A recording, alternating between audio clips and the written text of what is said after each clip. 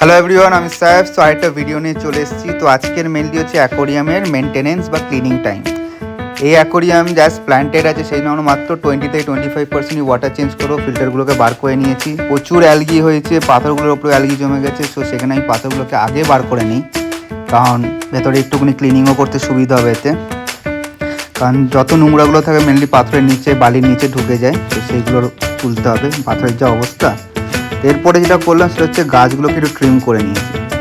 গাছ ট্রিমিং খুবই দরকার, যাতে নিচের পাতাগুলো একটু ভালো আলো পাবে এবং গ্রোথও ভালো হবে। তো ট্রিমিংটা অবশ্যই করতে হবে, মাসে মাসে করলেও হবে। এবার গ্রোথের ওপরে ডিপেন্ড করছে। আমার এখানে নর্মালাইজ গ্রোথ হচ্ছে, তো সেই ক্ষেত্রে আমি প্রায় 3 সপ্তাহ পরে এসে ট্রিমগুলো করছি। এই ট্রিমগুলো গাছগুলো স্টেম প্ল্যান্টস যেগুলো আছে সেগুলোকে অন্য জায়গায় যদি আবার প্ল্যান্ট করা হয় সেগুলো কিন্তু বাড়বে, বাট আমি আর করিনি, কারণ ওখানে অনেকটা নোংরা হয়ে রয়েছে মাটি ফাটিগুলো। তো সেগুলো আর আমি কিছুই করিনি, ওগুলো ফেলে দিয়েছি। তো মাছগুলো যতগুলো আছে দেখতেই পাচ্ছ পুরো হেলদি অ্যান্ড ফিট আছে।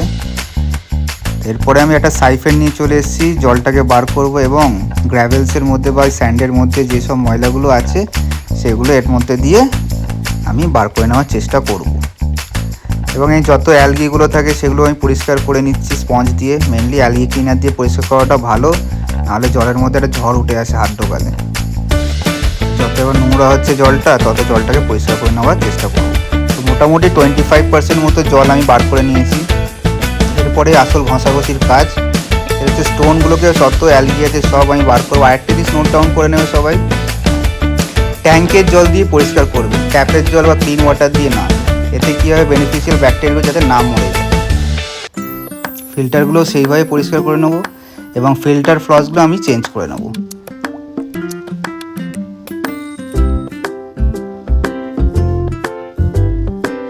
সব কটা ধুয়ে ভালো করে বাইরে নিয়ে এসে যা যা চেঞ্জ করা চেঞ্জ করে নিয়ে ফিল্টার ফ্লসগুলো ভালো করে মাপ নিয়ে কেটে নিলাম। নিয়ে ফিল্টারের প্রথম দিকে ওগুলোকে আমি রেখে দেবো।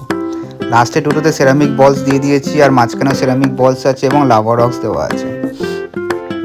এতে বেনিফিশিয়াল ব্যাকটেরিয়াস ভালো হবে। যত ভালো বেনিফিশিয়াল ব্যাকটেরিয়াস থাকবে তত জল কিন্তু ক্লিয়ার হবে। এরপরে আমি একটুখানি ডেকোরেশনটা চেঞ্জ করলাম। অ্যাজ ড্রিফটউডের পিছনে অনেকগুলো মাছ থেকে যায়, তো ড্রিফটউডটাকে আমি আরও পিছন দিকে সরিয়ে দিয়েছি। এতে মাছগুলো সামনের দিকে বেশি ঘোরাফেরা করবে।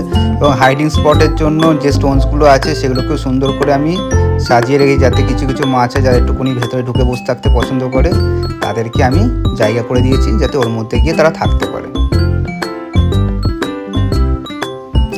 মাঝে মধ্যে একটু ডেকোরেশন চেঞ্জ করে নেওয়া ভালো, লুকসটা একটু চেঞ্জ হবে। এর সাথে ফিল্টার একটা অ্যাটাচ করে চালিয়ে দিলাম কিছুক্ষণের জন্য, যাতে একটুখানি জলটা সাইকেল হওয়া শুরু হয়ে যায়।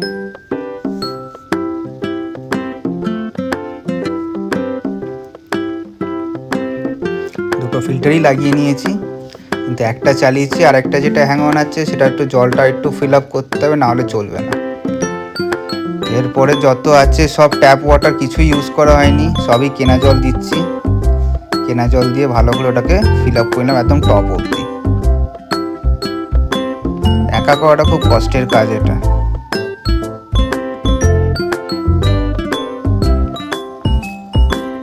এবার মেডিসিনগুলো দিতে হবে, স্ট্রেসিল থেকে শুরু করে সব, প্লাস ফার্টিলাইজারগুলো দিয়ে দেবো। সেগুলো ডাইরেক্ট কোনোটাই জলের মধ্যে দেবো না, সব কিছুই কাপের মধ্যে বা একটা জগের মধ্যে গুলে নিয়ে পুরো ভালো করে জিনিসটাকে ছড়িয়ে দেবো। আর ফিল্টার অবশ্যই যেন চলতে থাকে, যাতে বড় যে পার্টিকেলসগুলো থাকবে সেগুলো ফিল্টারের মাধ্যমে টেনে আবার স্পঞ্জের মধ্যে আটকে যেন যায়।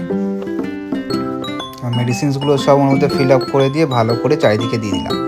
এখন দেখতে পাচ্ছেন যে জলটা একটু ঘোলা ঘোলা আছে, 24 ঘন্টার মধ্যে একদম জল ক্রিস্টাল ক্লিয়ার হয়ে গেছে। মাছগুলো খুবই হেলদি এবং ফিট আছে। জল অবশ্যই সপ্তাহে অন্তত একবার করে চেঞ্জ করা দরকার, পুরোটা নয়, 25% ম্যাক্সিমাম চেঞ্জ করলে জলের কোয়ালিটি ভালো থাকবে এবং মাছের শরীরও ভালো থাকবে। দেখতে পাচ্ছি পুরো ক্লিন একদম। ভিডিওটা যদি ভালো লেগে থাকে অবশ্যই লাইক অ্যান্ড সাবস্ক্রাইব করো, আর সবার সাথে শেয়ার করো। আর যদি কোনো রকম কোয়েশ্চেন থাকে অবশ্যই আমাকে জানাতে পারো।